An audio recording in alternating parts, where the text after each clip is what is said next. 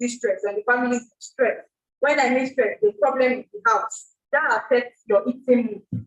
And then some people turn to food and some people against food. When you turn to food, you use it as comfort food. So, okay, maybe something is happening and there's fight with the family. Some people will turn to food and eat and eat and eat. It's comfort for them. It's an emotional and psychological thing. Some people will say no, they will starve themselves. They don't like eating. It's not their fault. They don't have appetite to eat. That's why they are not eating. So it is not, it should be things that should be addressed. Do you let the stress or crisis going on in the house affect meal time? Do you let it affect your children? Do you let it affect you as an individual? Crisis will come, but how you handle it is what matters. So economic factors, money at hand, basically. Well, how much do you have to spend? A man that has 1,000 naira and a man that has 10,000 naira, their food choices will be very, very different. One will probably buy garri for all his children. So you can go to the market and still buy meat. If they will not be in the market, buy meat of 2,000, and if you see something substantial, then for your food choices would be different. So this is also like a major factor. Also, meal planning and cooking skills. Do you plan your meals, or you just go to the market? Today, want to eat amala. Today you go and buy it, you go in the market. It's today you buy a way, you and buy pepper. You get home, you cook that. You want to eat beans, it's today you go and buy 1 derica of beans in the market. You want to eat rice, it's today you go and buy 1 derica of rice in the market. No, it should not be like that. You should plan your meals. If possible, have timetable in the house. It's not a bad thing. And put everybody involved. If you're eating rice, if you're eating beans today and one person does not eat beans, are you cooking rice as an alternative for the person? Or somebody does not eat meat in the house and it's meat you want to cook today. Will you boil it or will you cook fish? They're different. You can make time table that will cover everybody and every family member. Support and accountability. So support and accountability is just means, so this day and age, we have children that have like eating disorder. When I mean eating disorders, like our teenage girls want to look a certain way. Our teenage boys want to look a certain way because there's also eating disorders among them. And then you see them, oh, I don't want to eat. Or then they eat. Majority of the time they eat and they go and induce vomit. They will eat and then in front of you they eat it. By the time they get to the toilet, they are vomiting the food. All in the name of I don't want to go back. But how do you support that child? Do you rashly shout on the person and say, why are you doing such a thing? Or you just be good about it to the child? No, your support. Because when you give a child support, the person can come back to you and tell you, oh, I only had for today. This was how I was feeling. They get to open up to you, they get to tell you things. But if you just overlook it and just tell them, and to be honest, that's what I can provide for you, that's all. No, it should not be like that. So your support and your accountability, very, very important in the family, for children, for adults, for everybody.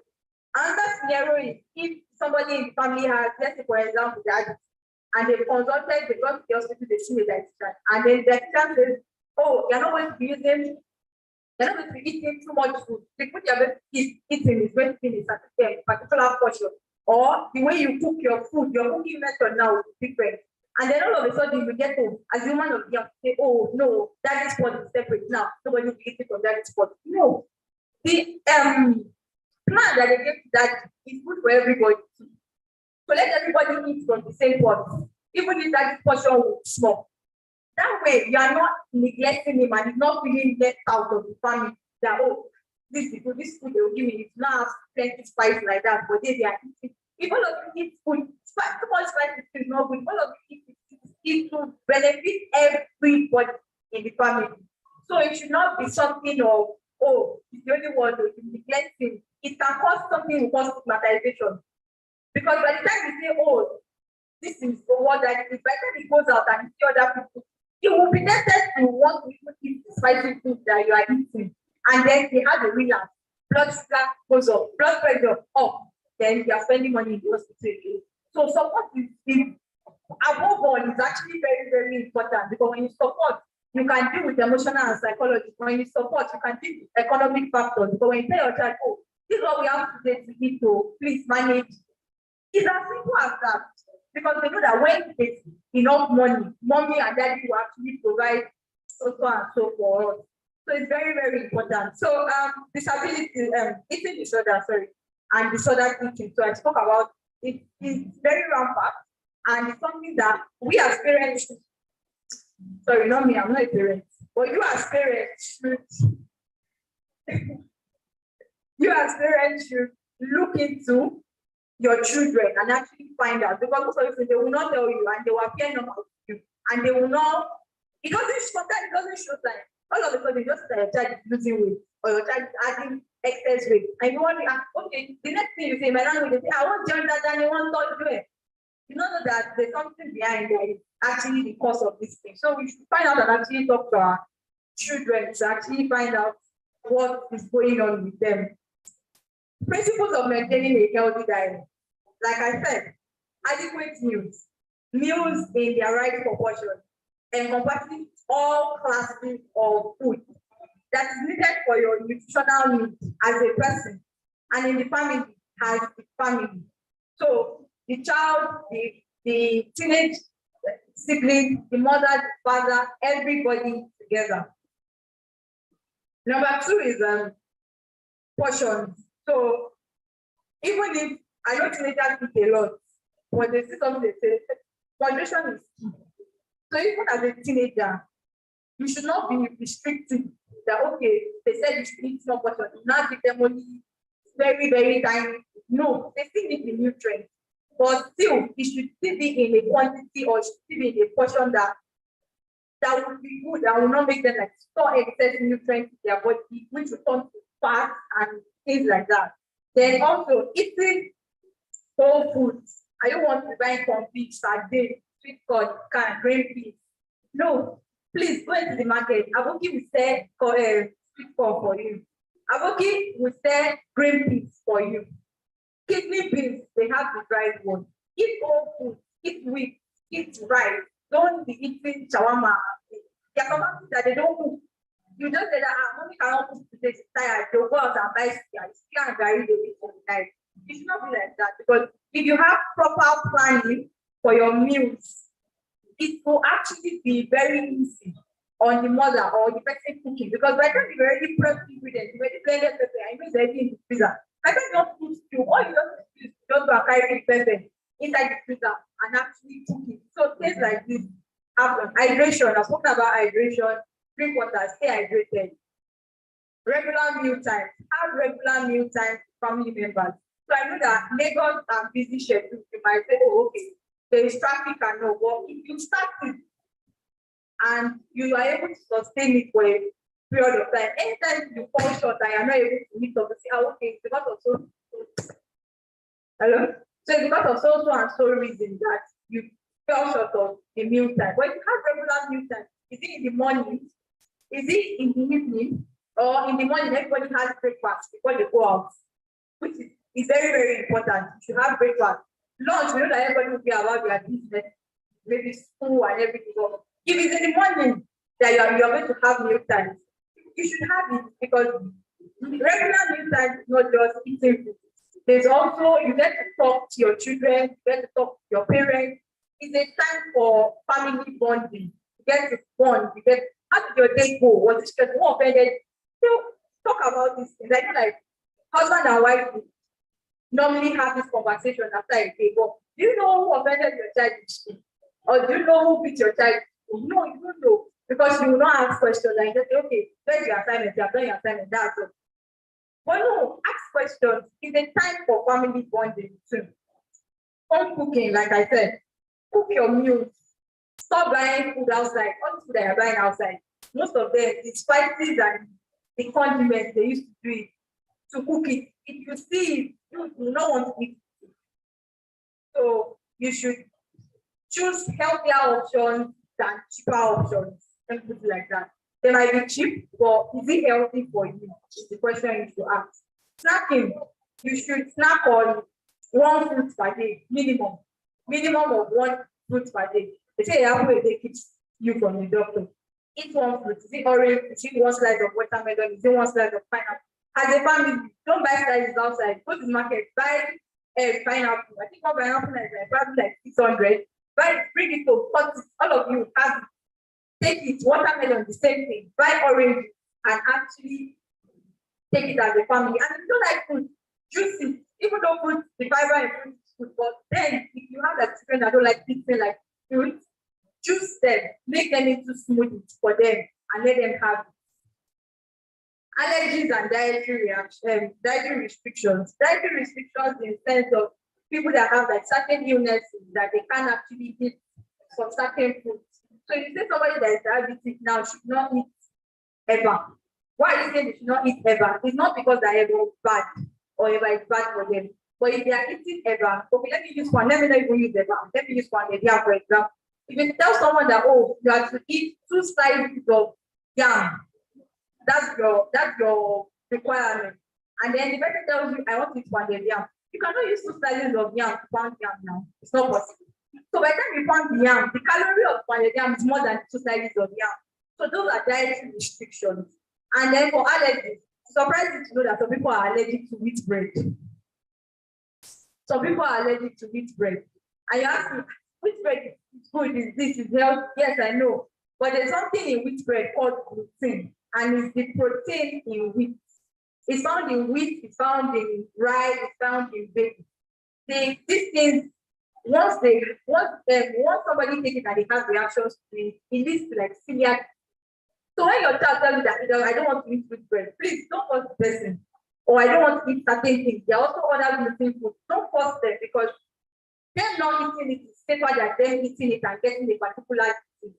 So food should not be forced. It should be something that should be enjoyed willingly, that you should want to eat. You should always look forward to, oh, I want to have this benefit, I want to have this food. Not one that I say, if I bring macaroni for you now, if you don't finish that food, things like that, or if you don't eat that food, ask the child why they don't want to eat it. And then if you find out that, oh, it's not because of any harsh reaction, or maybe upset in the stomach, or being bloated, then you can now sit them down and tell them, oh, it's actually good for you. Eat it like this. Okay, if you don't want to eat less, eat small. You start small, and then before you know it, your child is eating willingly by themselves. Role models. How do you eat as a parent? How do you drink as a parent? How do you eat in such a way that, oh, you too, when you carry your food, go inside your room and eat? That's one. Or, oh, you are giving, daddy has 5 minutes. The children are having half minutes to share. Is that what you are teaching your children? Because they need the nutrients more than you, the adults. Or are you teaching your children in homes where they have like plenty siblings, let's say like a polygamous family? Role modeling. How does the mother eat? How does the father eat? Or even eating patterns where you put one bowl in the middle and say survival of the fittest, fight for yourself and eat. When they eat, before one person takes spoon, the food takes one spoon, the food is already finished. And then that child is, should I say neglected? Because now you cannot eat, and then they go to bed hungry. With time, it will be a coping mechanism for them. Because by the time they say, come and eat, they say, she is only 1 spoon, I will cook it, I don't want to eat anything. Things like that happen. And you will not know, because at the end of the day, siblings, I have siblings, they will just get, oh, they are teaching him about, it was not fast enough, you are meant to be teaching here. It's not agile, it's too slow. What can you do to such a child? You notice that kind of child, you take one portion of food out of the pot and give him the soul. You know that the others, they will eat and benefit. But children are different, so we should always look out for it. And I also said that family bonding is also one of the principles. Common obstacle to maintaining a family diet. There are different dietary patterns, like I said, but you should also address it by having a common ground. You should also address it by having a common ground, time constraints, budget, food allergies, lack of cooking skills. So people don't know how to cook. You don't know how to cook, but you don't have time to cook. Please go to YouTube. YouTube will teach you how to cook. If not for any, if you cannot say, okay, I want to meet somebody to teach you. There's no even grace in it. There are many recipes, healthy recipes that you can actually find there. And you The thing is, with everything that is good, there's a bad side. You'll find some recipes that are not all that good, but if you want to fish out the healthy ones and actually eat them. Emotional eating, I also said that. Convenience and fast food culture, buying suya, buying shawarma, buying food from takeout is also one thing. Lack of knowledge. Do you know what you're taking in? Do you know what the benefit of it to your body? Picky eaters. We have people that are picky eaters, even as adults. There are people that are picky eaters that by the time they visit you, they ask them, what do you want to eat? What do you want to eat? They say, hey, I don't know, I don't like this one, I don't like that one. How do you address picky eaters? You also have to support, like I said, support and accountability. You also have to help them because by the time you start giving them, okay, little by little, they get used to it in the long run. Maybe not fully, but they'll get used to it in the long run. Then also family stress. I mentioned that earlier. Then strategies to overcoming these obstacles in the family. Open communication, meal planning. Get your kids involved. Let them cook. Sorry. Get your kids involved. Let them cook. Set a good example for them. Help me. Sorry, please, can I get one?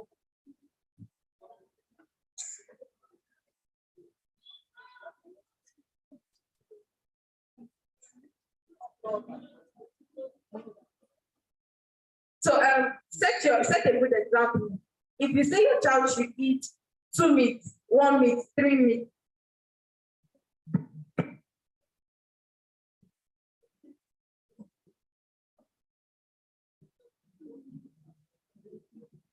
Hallelujah, hallelujah, hallelujah, hallelujah, praise the Lord. You are not smiling. Is it because things are very expensive? Whether you like it or not, we need balanced diet. Is it not true? Adequate diet. Okay. So we know, I know at the end of the whole show, they have questions to ask. So see how you can wind up so that. Okay, thank you. So set good examples. What you want your child to do, how you want them to do it yourself.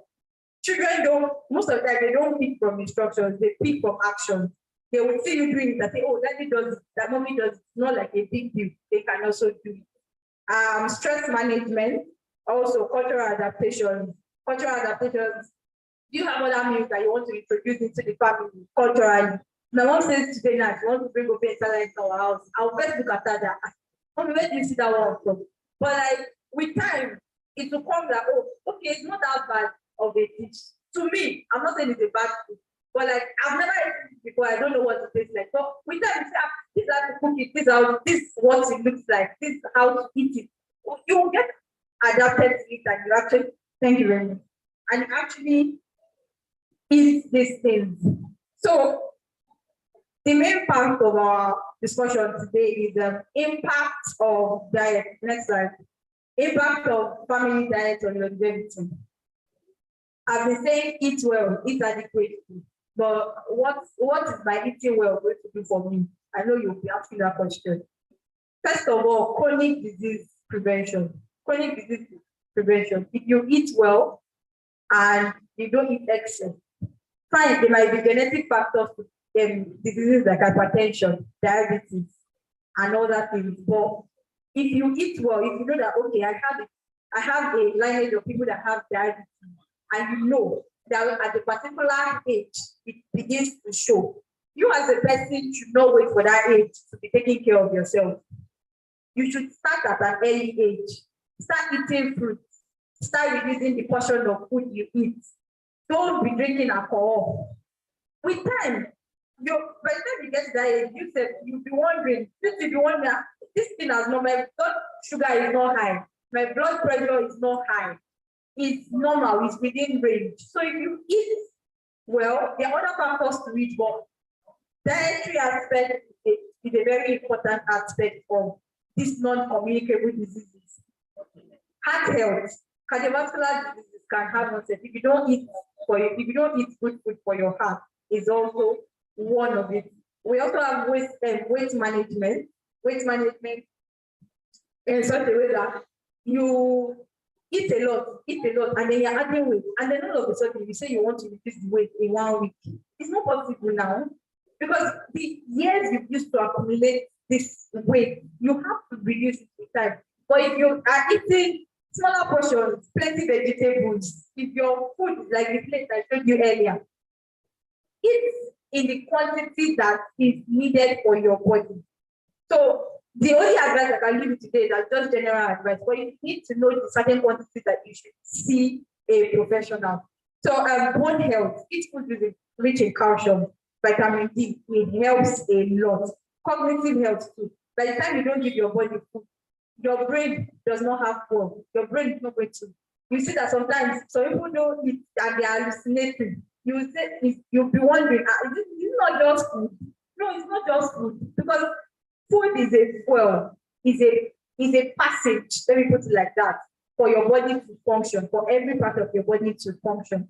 Your immune system supports vitamins and minerals, very, very important. Your gut health, your digestion, do you eat vegetables? Do you eat fruits? The fibers in these fruits help your digestive system a lot. And with all this, you say, okay, by the time we don't have these illnesses, the quality of life I spoke of at the beginning, then you have good quality of life. Because there's nothing compromising your bodily function. There's nothing compromising your immune system. Your immune system is functioning well. Your kidney is good. Your heart is working very well. You are going in line with everything. And then you see that, okay, I don't have body pain. I don't have back pain. My knees are okay. My joints is okay. This would lead to, by the time you have longer life, it would lead to having quality, because then you can move around and you don't have to feel like bodies of people around you. Then you can do things for yourself. Everybody's going through things that if by the time you have your own body, somebody else's body, you feel like, yeah, your own is too much now, that kind of thing. But no, it's not your fault. It's because no, you have certain illnesses, you have certain things that you need help with. But if you have a good quality of life, if they don't answer you, you feel maybe I'll do it by myself. Things like that.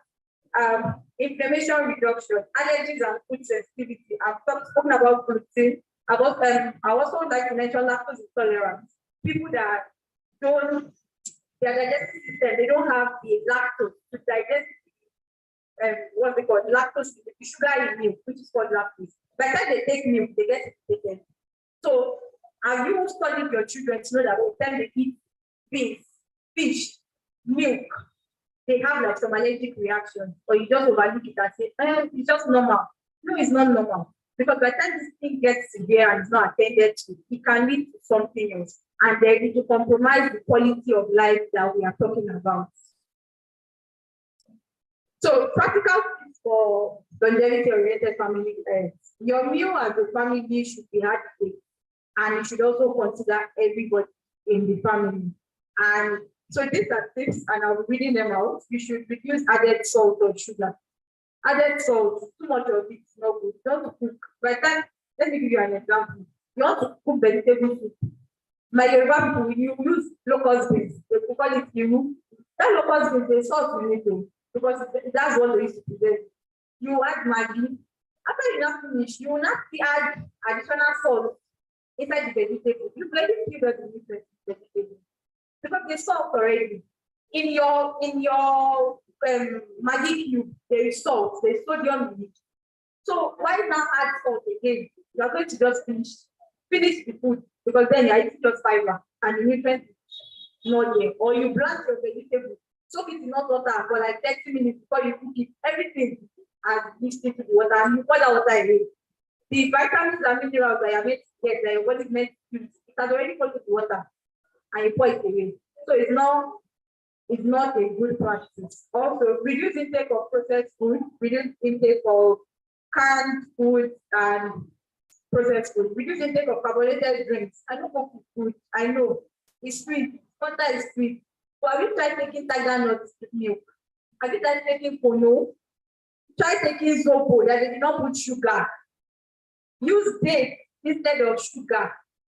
It's more healthy. Date has very many benefits. It has fiber. You can eat it. You can make date syrup. Buy dates from the market, remove the seed, blend it, put it in your fridge. If you don't even take gari, put small instead of sugar. They are already processed and they are and immediately they go directly into your bloodstream. And then this one that when someone is having like maybe very weak, immediately the big person Pepsi or Fanta, it goes directly into your bloodstream and it spikes up your blood sugar immediately. It doesn't take time. Immediately you take it, it spikes it up. So when you see someone drinking 7 up, please reduce it. I'm not going to say do not drink it because I know some people will not drink it, but reduce it. People that take beer, you take 7 bottles of beer in a day. Some people can finish 1 crate in 1 sitting. From work like this, they go beer and pepper meat. That's their dedication for that. Please reduce it because liver cirrhosis is real, and we see them plenty in the hospital. Because by the time you take it, your liver condition is not going to be the same. Trust me. You're taking it every time, it's not going to be the same. And if you say that, oh, you're taking it outside, your children will not trust me. By the time you get home, they are smelling alcohol on your body. Even if they don't know what it is now, by the time they grow up and they smell it, they'll say, this is one thing that I used to smell of my daddy's body when we were small. They start drinking. And then you say, oh, by the time you behaving at a teenage age, you cause it. You yourself are the cause of it. So, you should also put everybody into consideration. Both your children, your wife, everybody should put into consideration. Don't do things that in the next 5 years, 10 years, you don't want to see your children doing themselves. Don't do it. I know that everybody makes mistakes and nobody's perfect, but try to do away with some habits. So drink more of water and stay hydrated, eat more cooked meals, and also consume fried food and fatty food in little portions. So coming to this, fried food and fatty food, you're frying plantain every time. You're frying akara every time. Food is sweet. Fried food is sweetest. That's one that always. But have you tried boiling some things instead of fried chicken? Grill it. That will even remove the excess fat in the chicken itself instead of adding it into vegetable oil or frying. Plantain, if you have an oven or you have microwave, you can actually grill plantain. If you have an air fryer, use it. There are things you can do. If volley is grilled, you don't have to eat fried plantain every time. So akara, eat wine. If I take akara once in a while, but take wine thing. Use cooking processes that are healthy and will retain the nutrients. Because if you fry plantain, there's no fat in plantain. I think the fat content is very, very sweet and it's carbohydrate. But by the time you put it in vegetable oil, the fat content increases. And then you eat it with jollof rice that you use oil to cook. Or then you fry meat too and eat it. And then the fat content is above average or above normal that you need. And you will take that at one sitting. After one, you see you want another plate, you take another plate. That's already too much. So please limit and eat.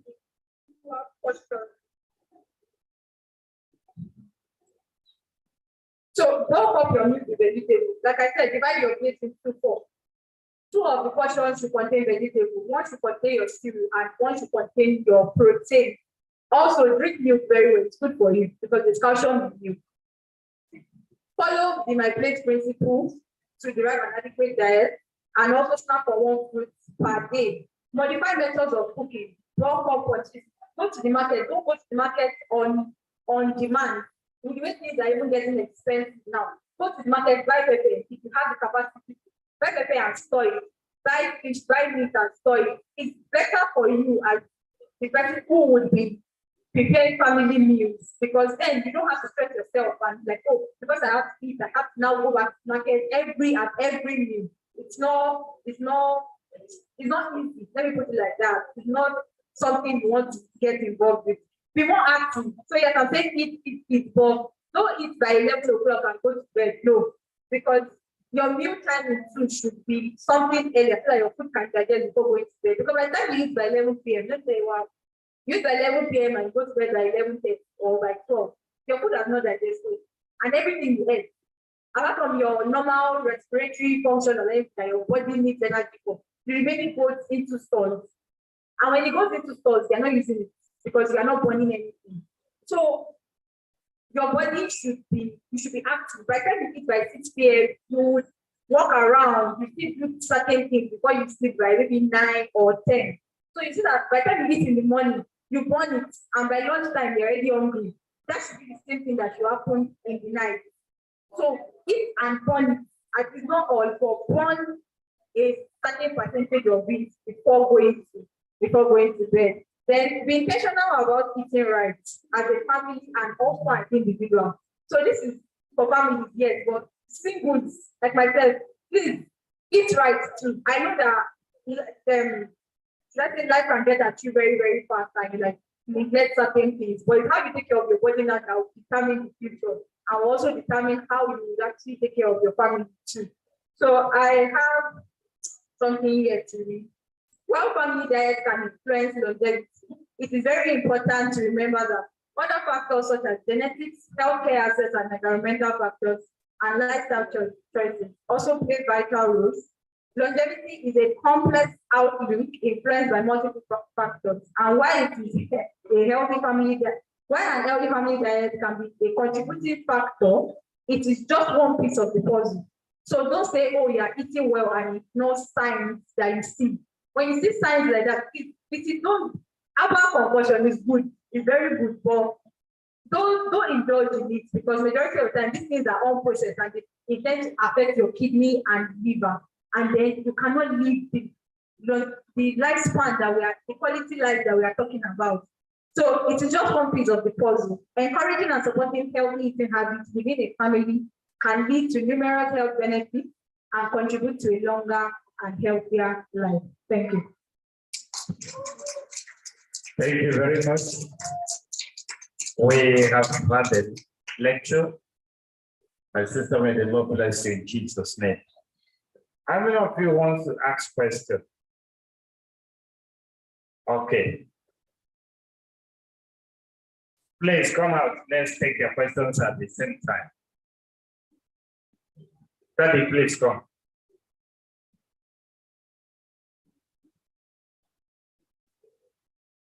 Is there any other person that wants to ask questions? Pastor Stanley, you want to ask questions? Do you want to ask questions? Okay, sir. Okay, after you.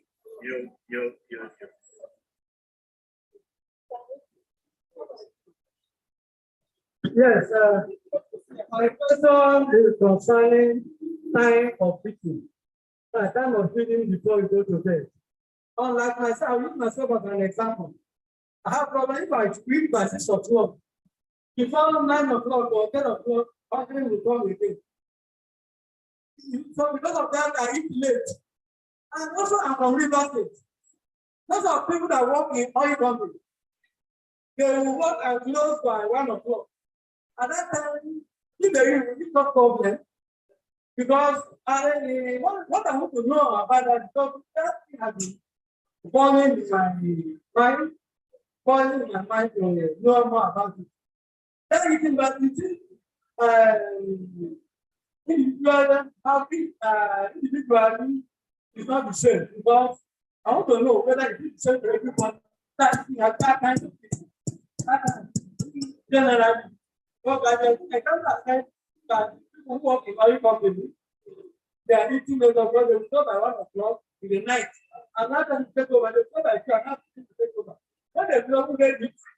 Now, another one I want to know is my own eating method that my daughter and my wife are also make jest of me. I want to know if that is dangerous or not.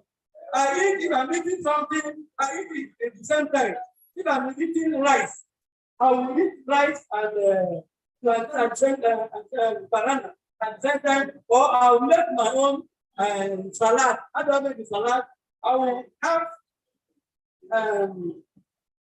curry egg and onion. I will put them and eat them at the same time with that rice. Is it dangerous? Yeah.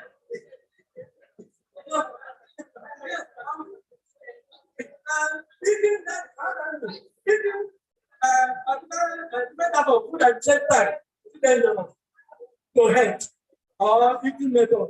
That's how I do it. So my family member make test of me, and but I say no, that's unlike me. And at the same time, I eat and drink water. Okay. At the same time, if I don't do that, I have to. I understand your question.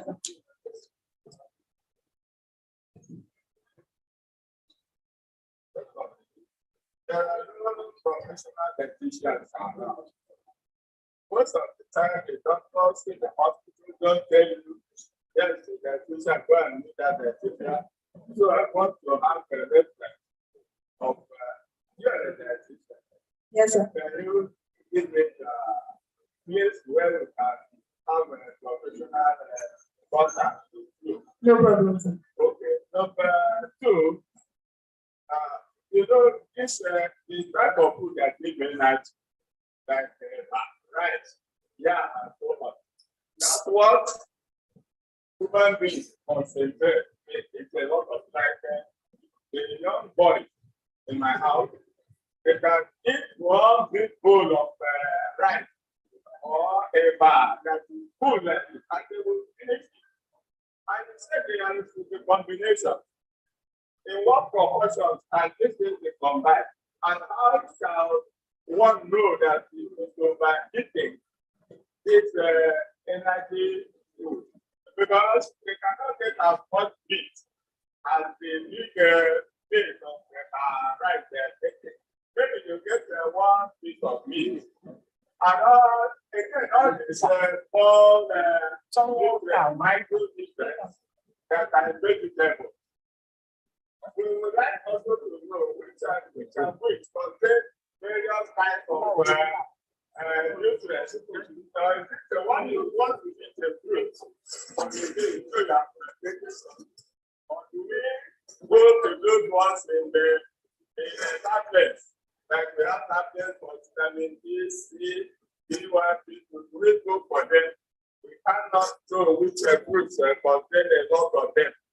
And most of the fruits in the market, we can't classify them, and we don't know what they do. So it's a very complex area. This nutritional area is a complex area. Thank you. Okay. You live in a family. Talk about eating together or moving together. Yes. You live in a family that someone has ulcer. And ulcer does not take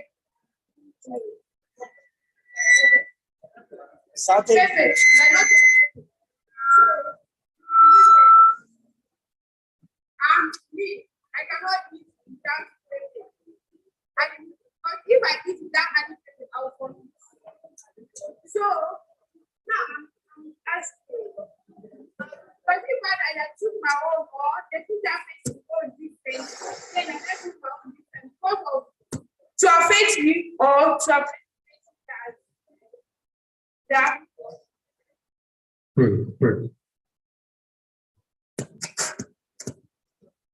Thank you very much. Although I came midway, but we are getting confused is when you mention that adults should take enough milk that it contains calcium. So wasn't comfortable because in my organization, even when the dietitian will come to review the patient, we'll ask them, don't, even if I want to give the patient milk, it's going to be, especially for adults, it's going to be in a minute quantity or a different type of milk, like skimmed milk or 3 grams. Those milk that doesn't contain cholesterol.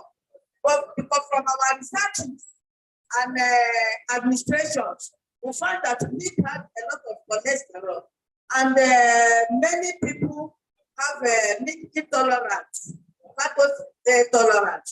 And again, too, when you take a lot of milk, it has calcium. And when it has calcium, some people start to react.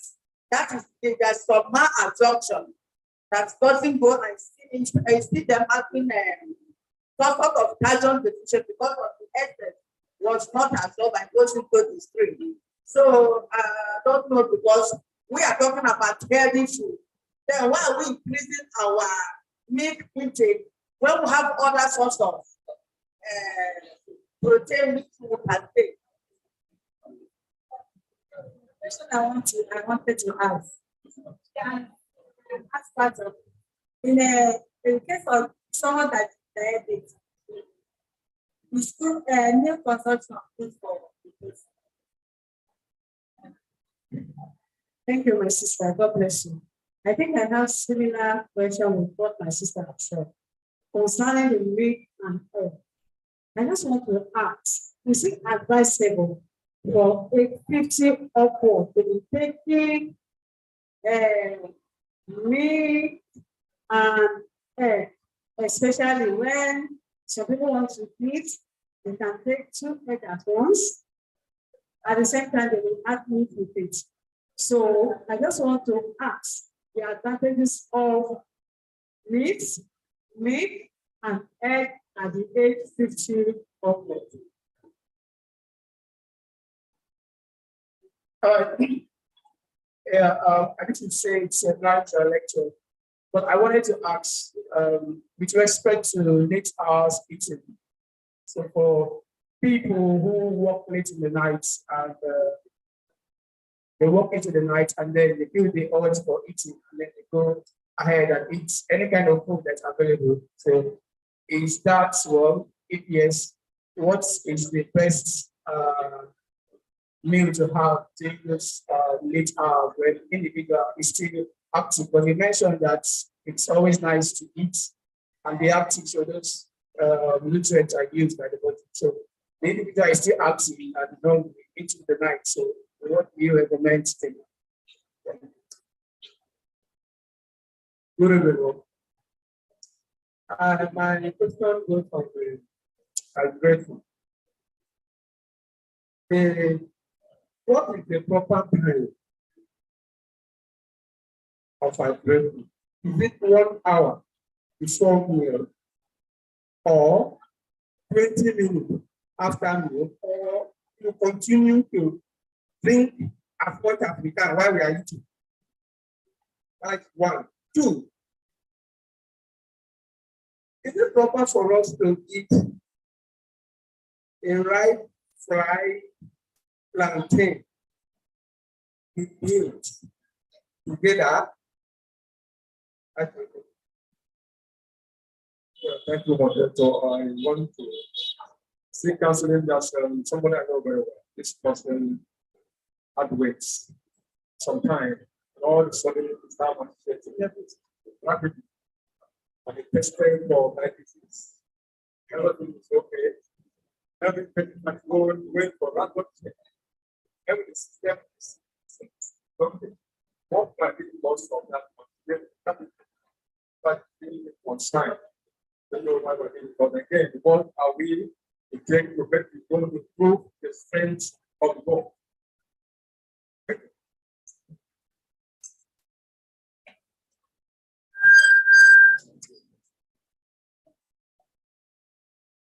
Okay. I will start with the last question. Someone is adding weight and then reduces it at a faster rate. That I would say might not be a nutritional problem. And I don't think it's a nutritional problem.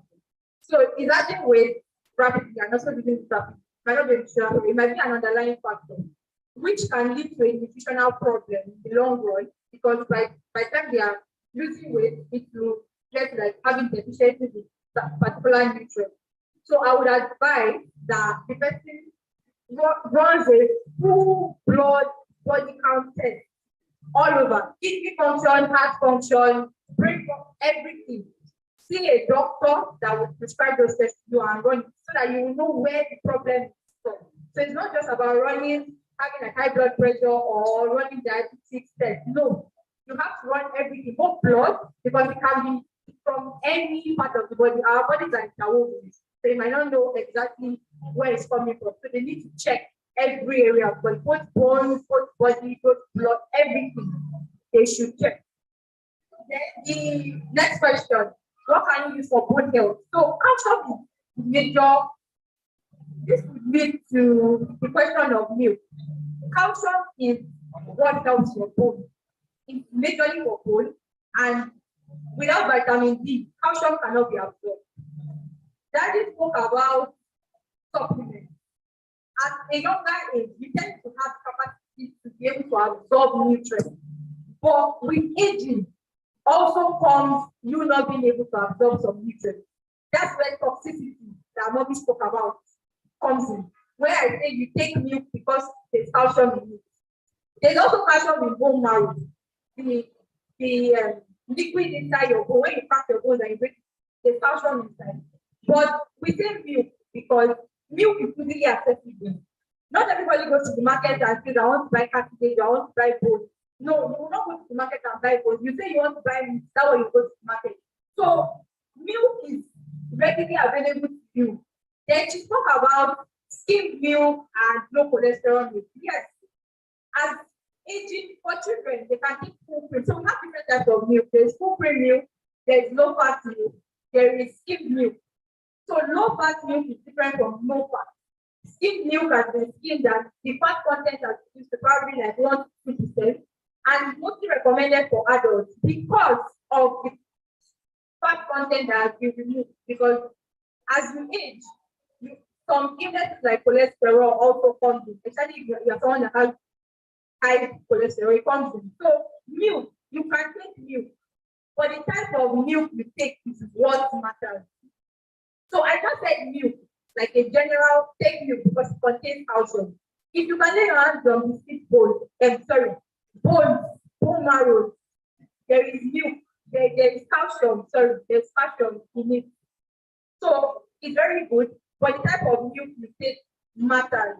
So if you don't go to the market and say you want to buy, as an adult now, that probably has a high cholesterol, you don't go to the market and say you want to buy full cream pig milk. No, you will go for the probably low fat 3 crown milk, or you go for skimmed milk. I think there's Dano Slim, there's Marvel milk. They also contain calcium. So the type of milk, as I said, I'll give you a general advice, but individually, you need to know what works for you. So, proper timing for hydration.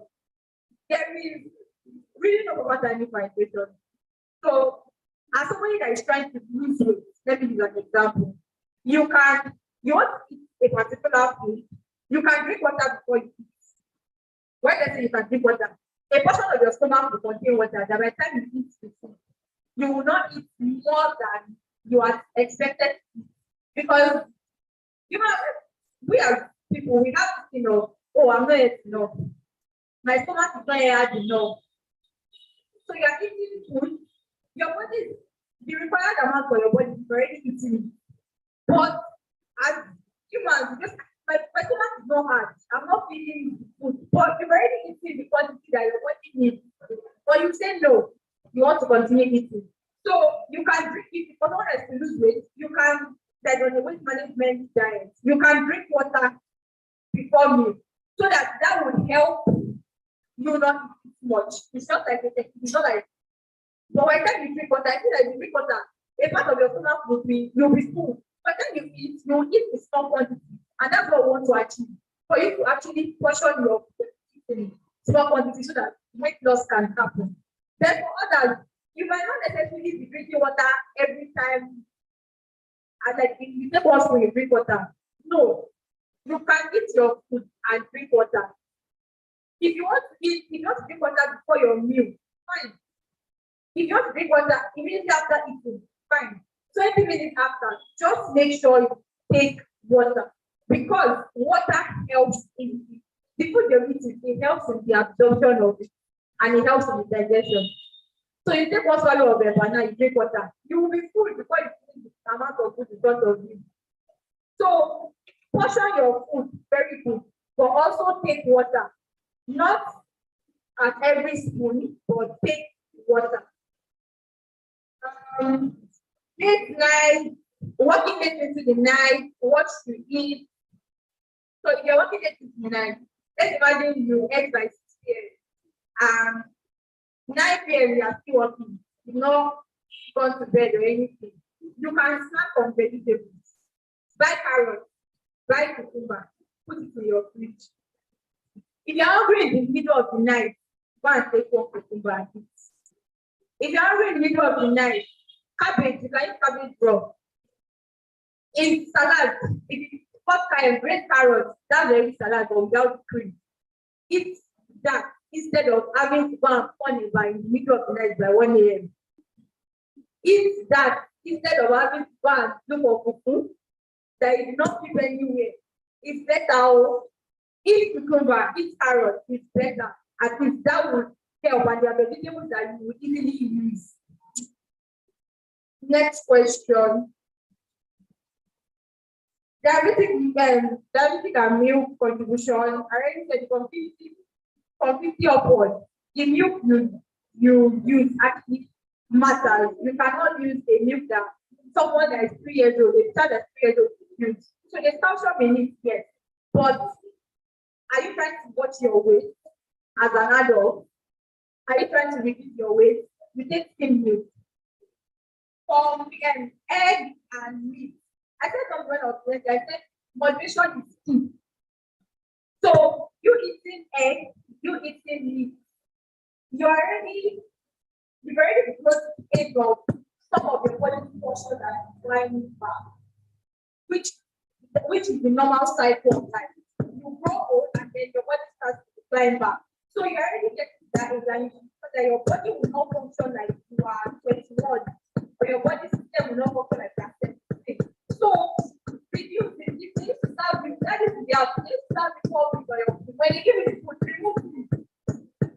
remove 3 meals, eat what you want. So like give the children but you also feed protein. Beans that we are getting protein, people that are already eating more than protein. So you also develop some it is not beef, there's no please give it up, it's very good. Protein is and really good for your health. So people calcium toxicity, I've spoken about that. Also patients without pepper.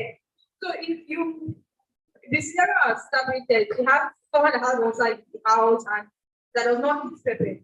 Pepper has been ulcer pain, and then she likes pepper.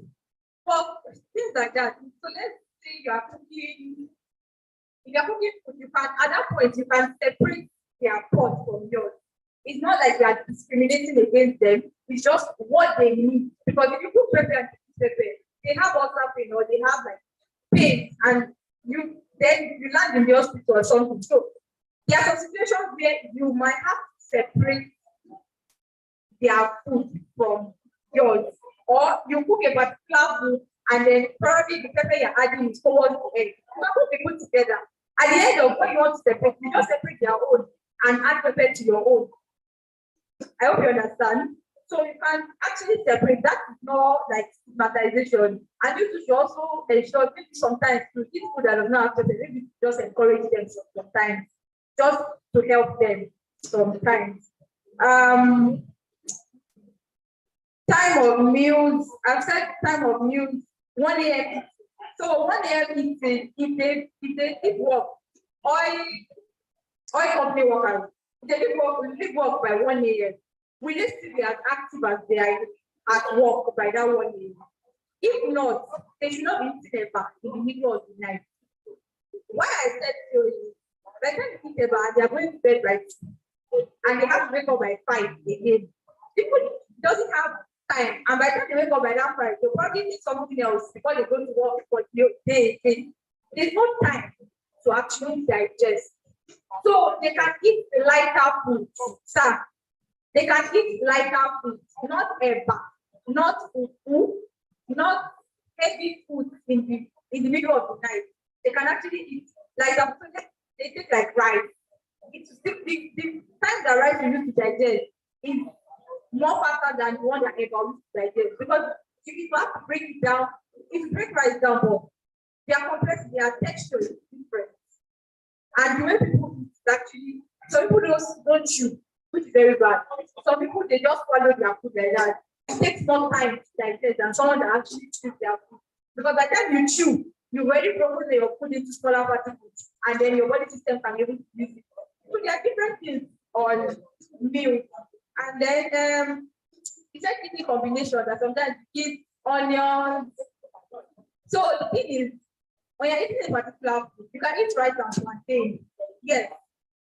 I'm not saying you know it's rice and plantain. You can also add vegetables to your food. It's very okay. You said I showed you vegetable, your cereal. your meat.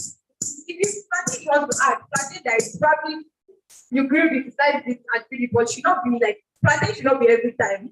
Like you're not interested in this plantain, you're not interested more in this plantain. The oil content in it will tell on your body in the long run. So you can eat food combination, but then don't overburden your digestive system. So you know that okay, if you're eating this thing, you're eating it, it goes well with you. Not everybody likes the food combination that somebody will eat. Not everybody, sometimes I cannot eat what you will eat, but you will eat it and nothing will happen to you. But if I eat the combination and I start putting or having bloated stomach, so if it goes well with your system, that's why I said nutrition is individualized. Out here and giving lectures, we just give you a general thing. But if you want to know, apart from you seeking the help of the dietitian, you also have to know yourself, to know what you react, to know what aggravates some signs and symptoms in your body system. A dietitian will not tell you, oh, because there's a general thing of people when they eat gluten, they itch their body. You will itch your body. Like my sister that mentioned ulcer. I know some other patients that eat pepper, even more than we normal people. No, it's true. They eat a lot of pepper and it does not eat them. Some of them might just be spicy. It might be maybe curry that they will put in food and send them off the food. So like things differ. The way your body system differs, the way nutrition also differs for every single person. So if it goes well with you, sir, eat it, but also it should not be in larger quantities. You should eat them small. Then professional dietitians, that is, they are professional dietitians for roots. Yes, they are professional dietitians in roots. Last week, they are professional dietitians in last week. General hospitals, you will find some dietitians. Most of the time, your doctors will not tell you and refer you to them. So that's a professional thing on its own. But if you ask them, they will, and just tell them, oh, please refer me to a dietitian, sir. They would refer you to one if they have in their.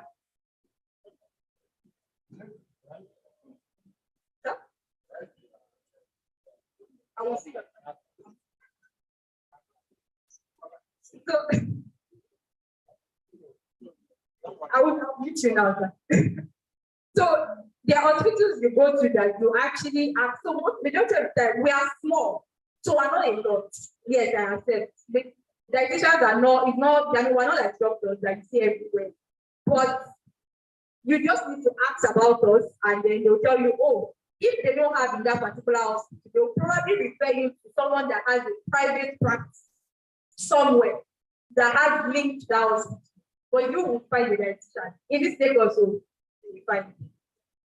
Then I think I've answered. Okay, the question of Eva, and young men, food combinations and supplements.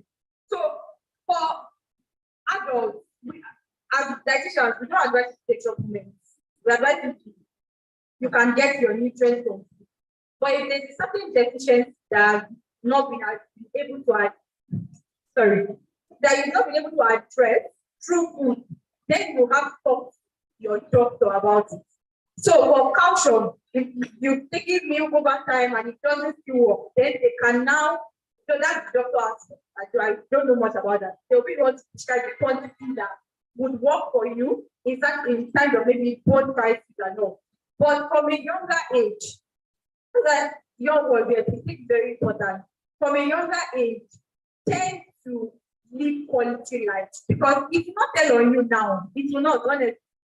You can ask our mommies and daddies. It's when you grow, you're 50, you're 60, and then you're like, what did I use my back to do when I was small? What did I do?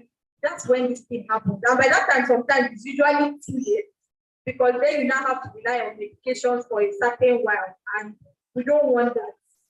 So I hope I've been able to answer everybody's question. Thank you very much. Thank you very much. Let's give our sister a round of applause. Please clap.